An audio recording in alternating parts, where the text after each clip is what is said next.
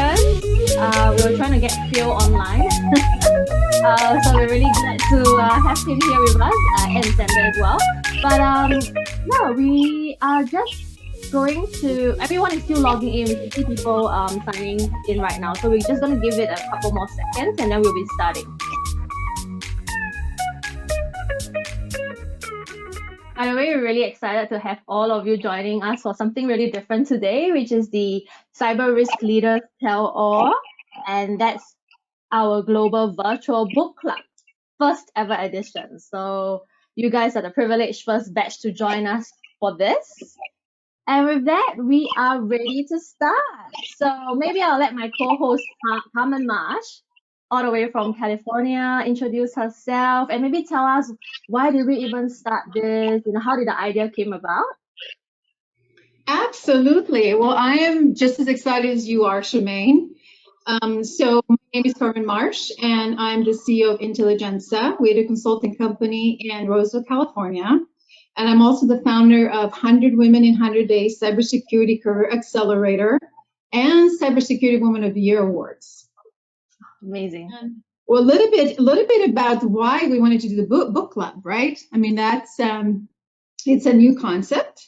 For at least for us. I've never done a book club before, but I've heard like Simon Sinek do a book club and has been having just a great review. So why not do something like this? And this is an awesome book. Thank you. I know you've got a lot of readers already across the world, but there's still some that haven't read it. So this is kind of a good way to do the preview, go through the chapters, talk a little bit more about it, and yeah, that's the reason why we should do this, right? Have more readers. Thank you very much, Carmen. So I was really excited when she reached out to me and said, hey, why don't let's do this, what Simon Sinek is doing.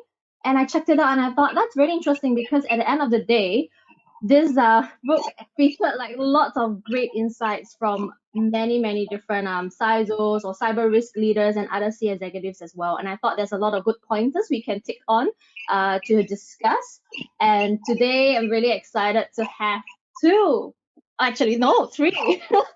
three speakers here that have been featured in this book. So Carmen from the US, thank you. It's late at night. You've taken your evening for this.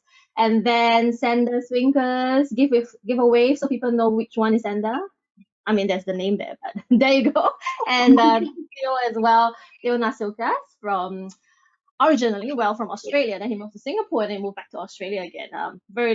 Lots of history. But before I get to them, just going to introduce myself. So I'm Shamane Tan. I'm the author of Cyber Risk Leaders. My day job is really just an executive advisor where I work with C-suite or the CISOs and other cyber risk leaders to help them bridge their business gaps.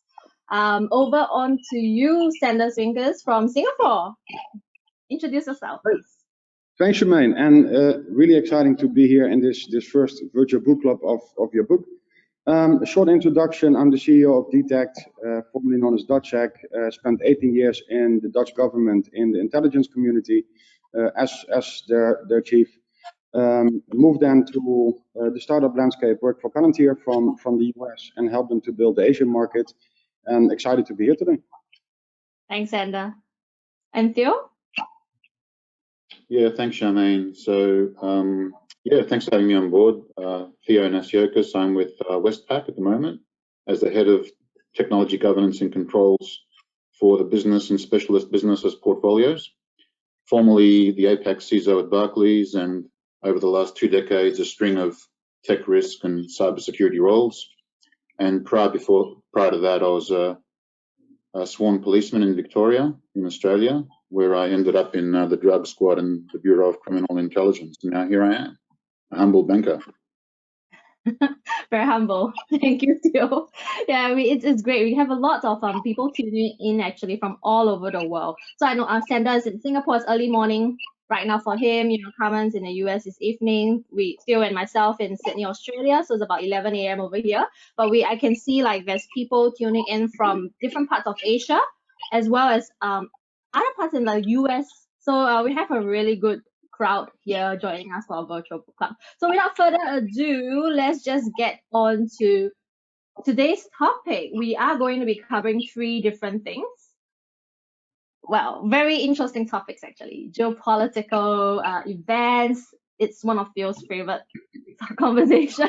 Geopolitical events versus the patterns. Looking at the different patterns. When we look at different cyber attacks, and then we will move on to talk about how can we be creative in our approach when it comes to looking for the right talent in the cybersecurity pool of talent. How do we grow that? How can we be creative? So yesterday, Carmen, Sander, and myself, we were having a chat, and it's really fascinating the different things that they have shared. And then finally, we will touch on, given in this times where we're in a pandemic situation, what does a CISO look like currently, who's in this pandemic situation, and post-pandemic, right? How can they move forward? And some practical skills. So there's quite a lot to cover. We'll try to get through as much as possible. All right, and we'll start off first with Phil. Maybe do you want to share some of your thoughts regarding, maybe you want to share with our listeners what we were talking about yesterday? Okay. Yeah, I was going to say I have lots of thoughts. Like, for example, 11 in the morning on a Friday is very close to not too far from alcohol time. But no, my thoughts are, so when I think about cybersecurity, and Shamane, this has always been my mantra, I always think of cyber and cyber events and cyber attacks and APTs. I see them as part of a bigger picture, which is usually a series of geopolitical events, and there's been many examples of that. So, for example, I briefly mentioned the other day, we had the Sing Health attack in Singapore 2 years ago. It was discovered that there were compromised between 27th of June and 4th of July or thereabouts. And interestingly, the adjoining event there was on the 12th of June, the Kim-Trump summit. Okay, so very interesting. And I won't go into detail about why they're connected because we don't have enough time here. But another one here in Australia, which is very recent, was our Prime Minister defied China on the 29th of April, announcing that he would want China to cooperate in a SARS-CoV-2 investigation, which is the virus that gives humans COVID-19. And now has the support of 62 countries. And then coincidentally, and I use that word very loosely, on the 8th of May, so 9 days later, the Australian Signals Directorate issued a security advisory warning 220 or -004, which is to the healthcare sector, advising of impending cyber hacking and data compromise for the purpose of stealing both identity information as well as intellectual property, which could be used to formulate COVID vaccines. So it's an interesting time, and for me, looking at attribution with regard to cyber events, whilst technical attribution is very important, that's the process of decompiling malicious code and understanding what it's been designed to do, which also sometimes gives us a view into the signature of who the coder might have been or whose code it was based on. I think it's important we follow a similar intelligence process around, is this related to any events? And if it's an APT from an advanced source, they, not all, but many tend to be state-sponsored, and you can almost bet that they're tied to a geopolitical event of some sort. So I'm going to stop there for a second. I've got to have them talking way too much, and see what your thoughts are there for a moment. Thanks, Theo. Sander, Carmen, anything to add? I think Theo makes a very interesting point, because if you look at the cyber threats that organizations or governments are dealing with, most of the case it's incident driven. So they look at what they see on a daily basis, what comes in on threats. If you think of becoming ahead of the game and trying to predict or understand why certain things are happening and what the actual risk is, it's what Theo said. It's many times it could be correlated to geopolitical events. It could be related to the business model of the type of attackers. Theo mentioned state-sponsored. That's one of the mechanisms on why attacks happen. Some state-sponsored attacks is purely to create like chaos. Others is to create and steal like intellectual property, commercial stuff, and there's the pure business model on making money. The other thing is that the geopolitical event right now with the whole COVID situation has one thing obviously, that the economy is down now. It's hard significantly, and one thing I dare to predict is that it would mean that there are countries, people and organizations who will find a way to make money through a cybercrime web. Because if there's a shortage of money and if the economy is down, if people are losing their jobs, it's an easy step to actually move to crime. It happened everywhere so far, even when we talk about regular crime, not cybercrime. But it's extremely easy to buy like a cyber attack thing for $100 on the dark web, to do like a ransomware attack or whatever it is. So one thing I do predict in the next coming months is that the amount of crime actually will increase based on the current COVID situation. Yeah, we have actually been seeing that already, and there is an interesting trend and pattern to note as well. And this brings it really nicely to something that Carmen mentioned in the book itself, like in page 69. And she mentioned about, as a business, it's really important about how we should be appearing strong and resilient, right? Because we want to continuously gain customers' trust. But what kind of, if the rest of you can extend on that and elaborate, how can we do that? Like maybe as a security leader, as a CISO in today's world, what can they be, what are the tips you would have for them that's applicable right now and also moving forward as we get out of the pandemic situation? Yeah, I think it's now especially important, right? Because there's so many people working from home. And so we're bringing the companies home. And that's outside of the corporate networks, right? So the security is definitely lacking. Regardless of having a VPN, having, encryption, it's still, we're much more vulnerable working from home. So, and I think that's the bad actors out there, they just know that, right? So I think we just need to heighten. So we need to heighten the awareness. We need to stay on top of tips. Just give recommendations to anyone who actually takes it seriously. Excuse me. So there's too many companies still out there. I think they're trying to survive at this moment. So maybe security is still not on top of their mind, but it should be, right, to survive. So yeah, I don't know if Theo and Sander has anything to add to that. Yeah, absolutely. I always have something to add, Carmen, so you should never ask me that question. Very good. It's part of my Greek heritage. I never stop talking. So, look, yeah, I couldn't agree more. And the steps, the really tactical and pragmatic steps you take is re-examine what you think your security controls are in the current environment. You have more people working from home, fine. What does that mean in terms of both logical and physical controls? Are there any changes? There may be some changes. So you may automatically think, well, it's okay because I issued lockdown build machines and it's all cool. But what you may find is, well, have those lockdown build machines been tested for their ability to print on your home printer? And the answer is probably not. And then the other question is, let's not forget physical controls.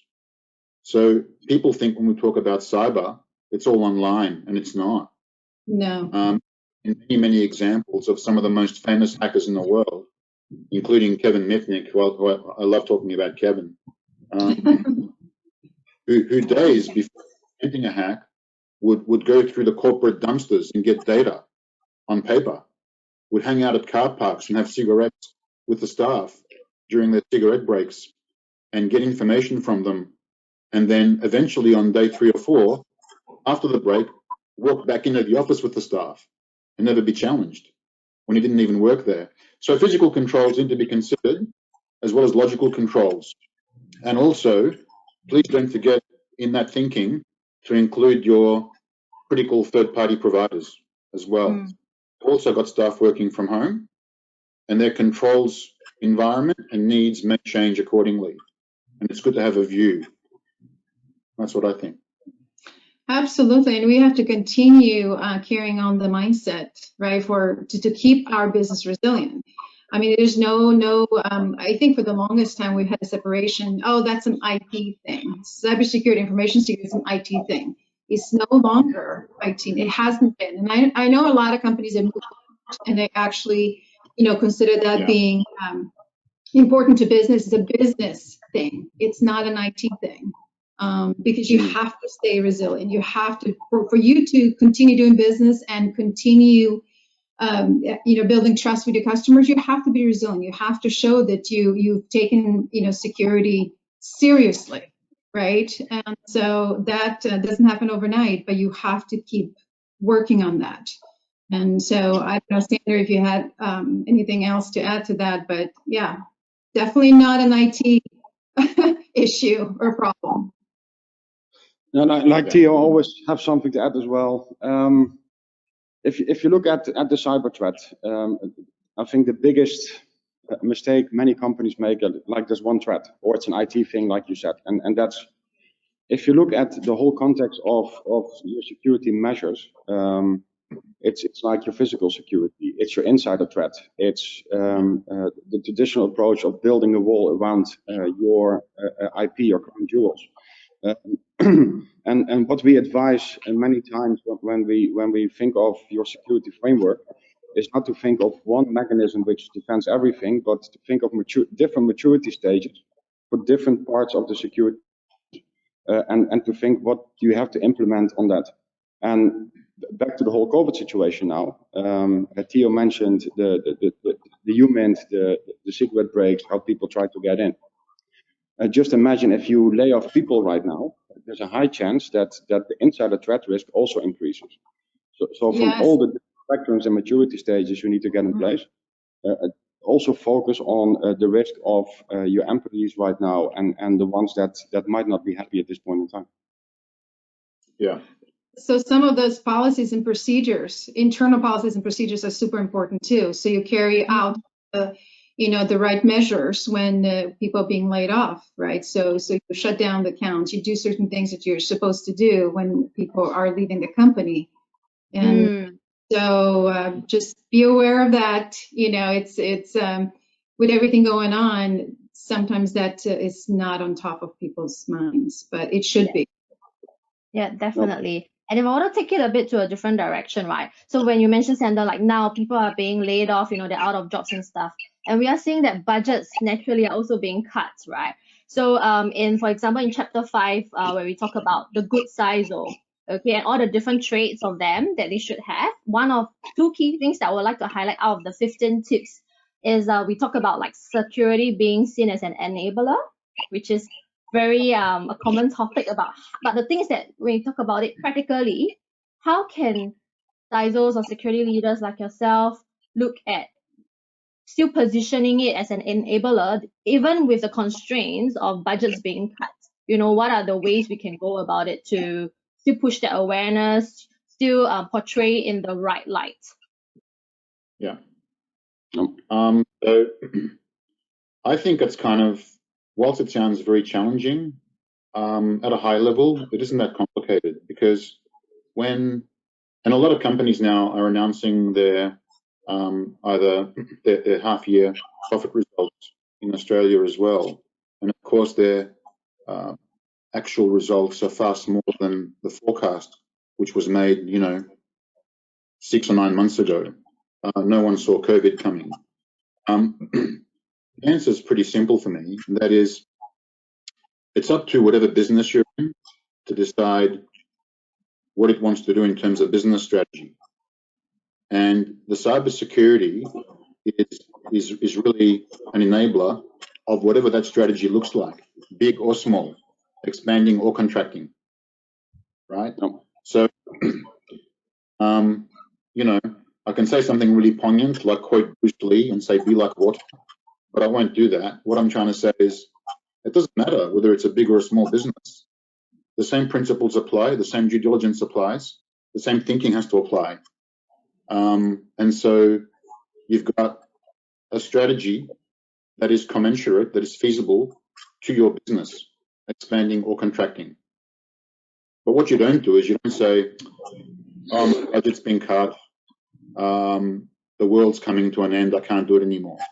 That's not the answer. The answer is, yes, you may have a smaller budget, but you provide a feasible service to whatever that business is looking like now and what it's going to look like moving forward, because it might look very different. That's my view. No, that's a really good view. And also that reminded me of Dan Lawman, another guy, another CISO in the US that was in the book. And he talked about, getting on, like, look at what are the current projects that are running at the moment, right? And then being involved in those key meetings, make sure that you are there physically, and then you have a voice as well. And you can leverage off the current projects that are being run to still influence them, to show that security is, at the forefront. You're thinking about it, people are talking about it, and working with the business to help bring that achieve their priorities, but putting on that security lens as well. So yeah, I call it elastic cyber. Sorry, what? Elastic cyber. Elastic cyber. Elastic. That's a good term. Yes. And actually, Theo, in fact, it was one of your quote where I was just thinking, in chapter 5, we talk about being a good CISO means you need to know your strengths and weaknesses, right? Because when you know that, then you can apply your transferable, like your skills are transferable, whichever times you are in. Yes. You want to elaborate a little bit on that? Yeah, absolutely. Look, yes, I said that to you, Shamane, but I really can't take credit for it.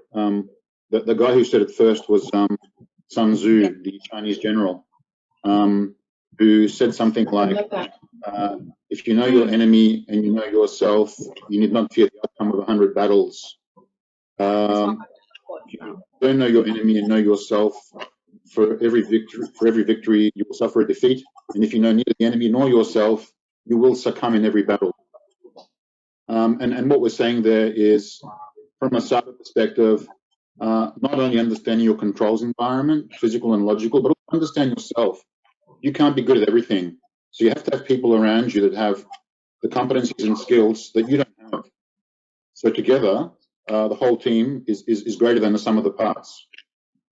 That's what that means. So do you think that the role of CISO has changed, in what way now that we are in the new world? I mean, is there something else that CISOs have to think about in this new world? I think if the Carmen, I think that the role of the CISO and how it's changing, in my view, certainly it shouldn't be a material change because of the COVID-19 global pandemic. I think that I think CISOs lived in a what I would call a relative state of flux anyway. And COVID's just another layer of flux. I think that CISOs clearly have always needed to be, and it's becoming clearer now, that they need to be individuals capable of dynamic lateral thinking and being able to, think on your feet and make it up on the fly. It's not a mathematical process. It isn't one skill set. It's not a degree in network security or a certification from AWS. It's everything. It's everything. You've got to be a good business strategist, a good compliance person, a good marketing person, a good influencer and salesperson, a good lawyer to some degree, a good technical IT person, and a mishmash of that. And the mishmash that works depends on the company, its needs, and its culture. That's great. Sander, you can actually share a lot about this because your experience is very unique as well. You've seen a lot working in intelligence forces and all the way from Netherlands to different parts of the world. So what kind of lessons CISOs can take away and apply into this context? Exactly. And I think, Sander, you said something yesterday too, that this is, unfortunate situation we're in as a world, but this may be elevating CISOs in a different light, right? So the importance of CISOs may be heightened because of the, increase of threats. So, it's a good and a bad thing, right? It's always a good and a bad thing about everything, but what we see is that this might be an opportunity for CISOs to actually get elevated because there's more digitalization across the business. So the rest of the leadership team might actually expect the CISO to elevate and to step up. On the other hand, the CISO also has to step up. And what Theo mentioned, CISO is a construct of many things at the same time. What definitely is not helping in many cases is that it's purely looked at from a compliance perspective. That okay, let's tick the box on all the things we have to in place and make sure we have something. No, it's a team of talent. It's a technology you have. It's thinking of the different maturity stages you need to have in place for what part of your business to actually protect it, and also be able to explain it towards the rest of the leadership on what is the opportunity, the business case around it, the threats. And so, yes, there's an opportunity for CISOs to step up and to get elevated, but the CISOs also have to be ready to actually step up and look beyond sometimes compliance mode they have.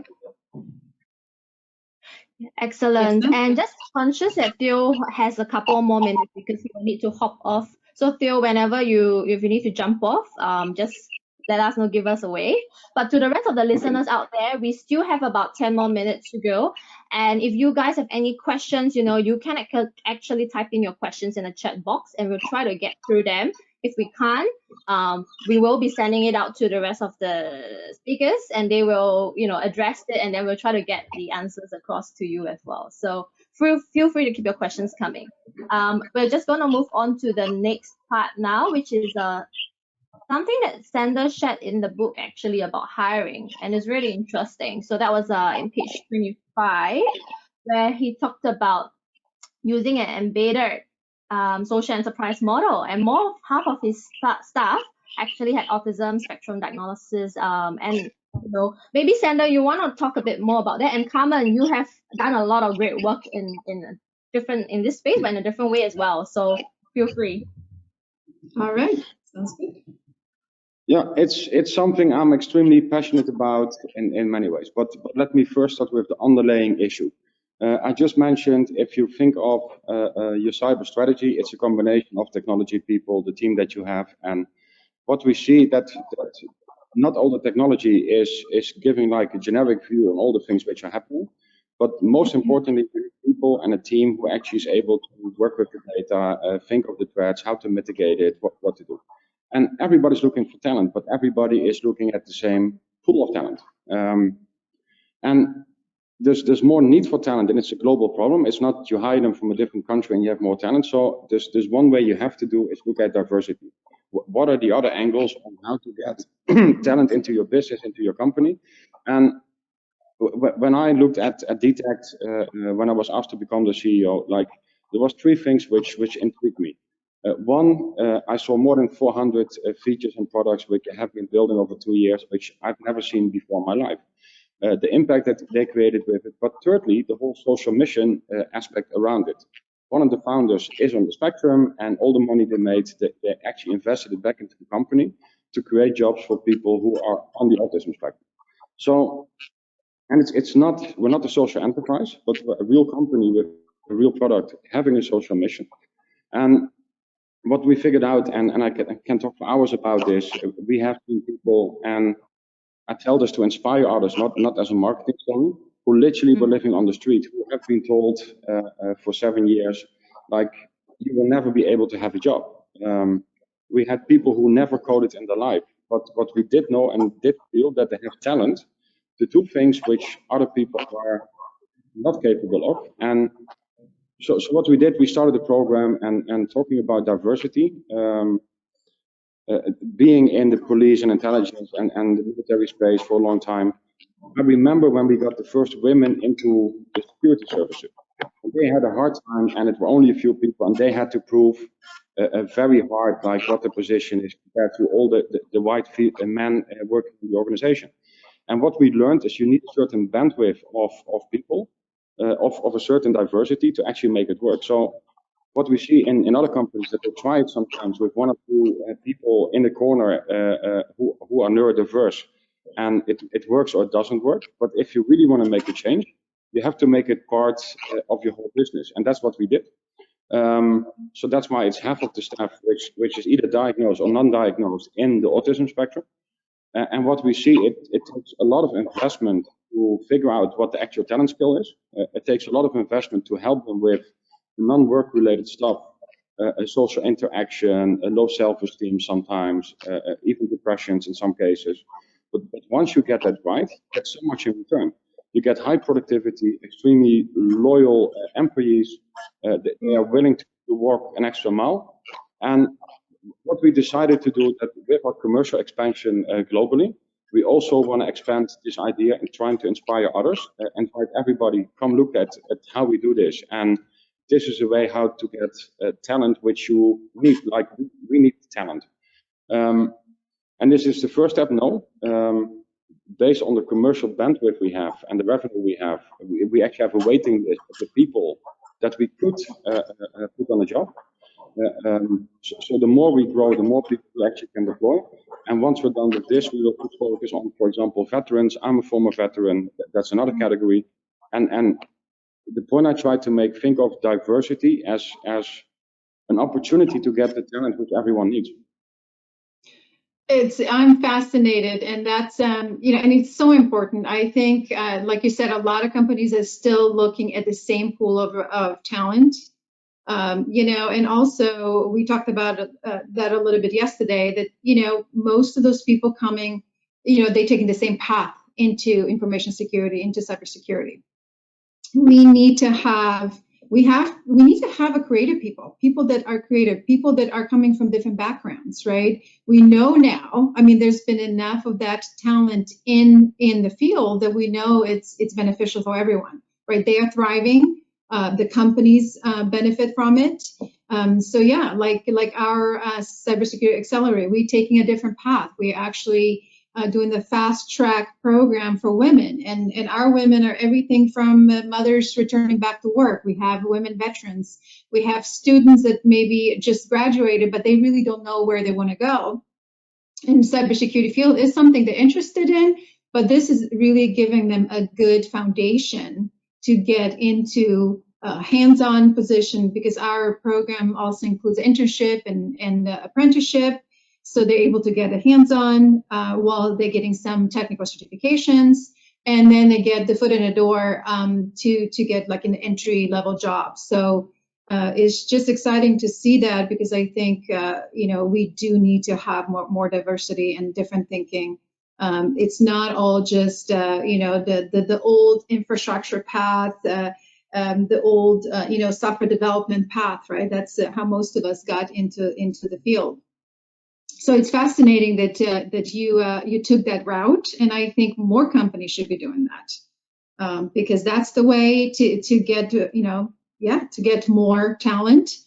Put some more effort. Yeah, maybe it is definitely some more investment of time that's needed, right? Because you have to bring them up because they don't have the traditional background. But at the same time, it's paying off. It sounds like it's paying off for your company, and I think it's going to be pay off for a lot of other companies if they start thinking in those terms. Super important. No, thanks for that endorsement, Carmen. And you're absolutely right. And we want to inspire others to follow it. It's not our IP. Our product is our IP, but not how we do this. But what it means is not like you start tomorrow and let's kick it off. You have to invest in something, and you have to think differently and also more creative as an enterprise or organization. How do you get the talent on board? Because if you think traditionally, I need a job description, I need a resume, you know that you will not find these people, because in many cases they don't have a resume which meets all these things. And literally we have people who, what I said, never coded in their life, but were trained as a musician, able to compose music. And we figured, hey, if you're able to compose music, you might be able to be creative and to code in coding, as we say. And we took that, and it worked out. That's incredible.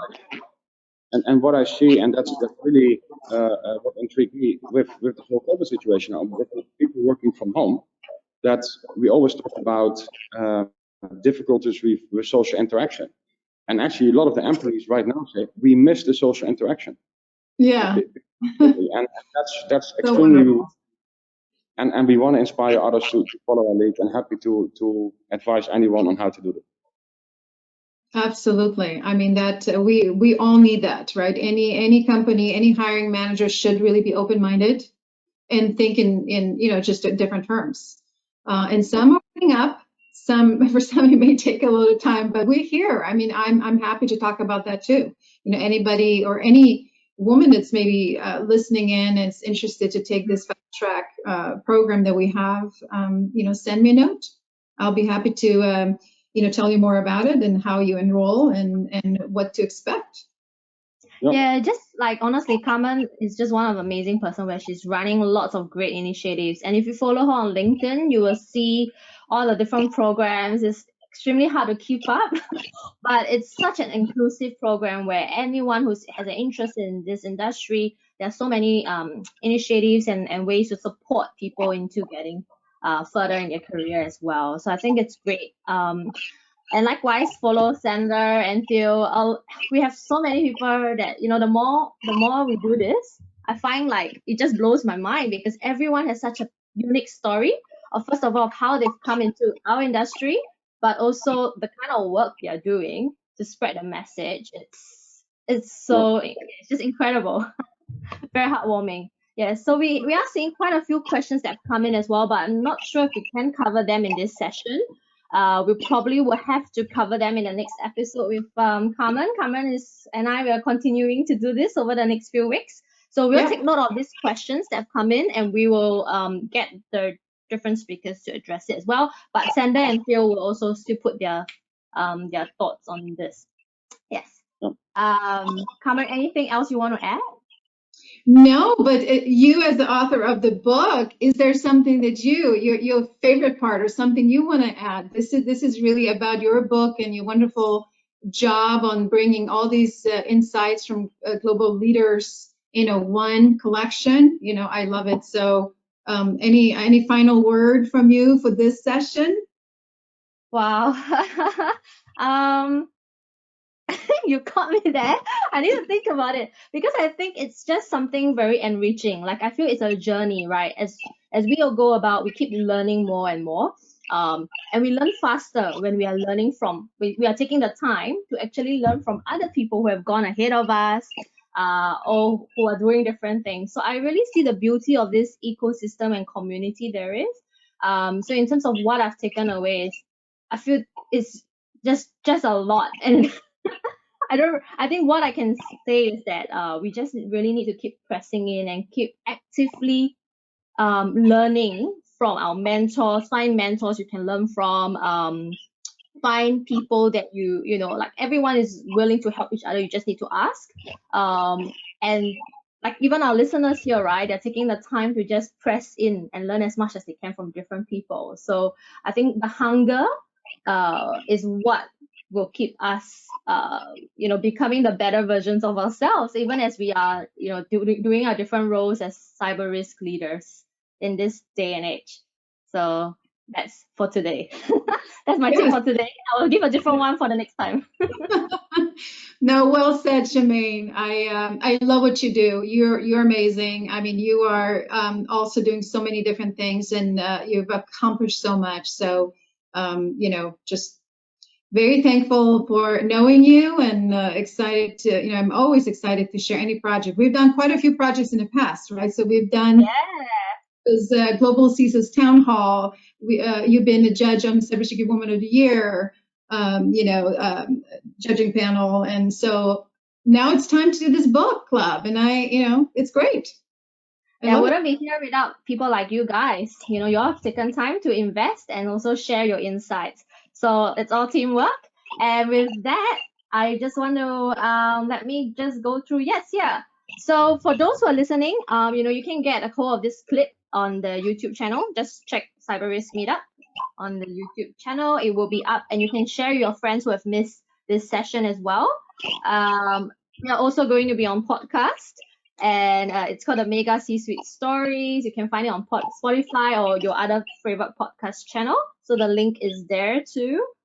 And that's pretty much it. For those who have no idea what this book is about, you can check it out on Amazon, Google Play Books, or you can get a hard copy available at the link that I've provided, which is mysecuritymarketplace.com, and you just search for cyber risk leaders and it come up. And we only managed to cover a bit today, but there's a lot more that all like Theo, Sander, and Carmen has actually shared in the book itself. So you can feel free to read up and catch up on it. Well, thank you all. Yeah, it was great. Great meeting you, Sander. And Theo already said bye, but I'm sure we can talk to him again. He dropped off like an invisible ninja. Yes, thank you so much. Thanks for organizing this, guys. And just to iterate, what you did, Shamane, is you united all of us. And not just all of us who are in the book, but also the people who read it. And I think continue on this journey as long as we share this knowledge, we share with each other on what the challenges are, we will achieve great things as a community. And I think that's the first thing we need to do as participants, readers, etc. So good work. I'm proud. Thank you, Sander. You are an inspiration. So thank you everyone for your time today, for joining us in our first book club session. We are looking forward to our next one. Carmen has prepared a few very interesting speakers actually. So stay tuned for that. We will be sending out the details once it's ready to go. Yeah, we'll be back. Yeah, we'll be back. Thank you everyone. Thank you, Sander, for your time. Thanks, Carmen. Take care. Bye. Bye. Bye.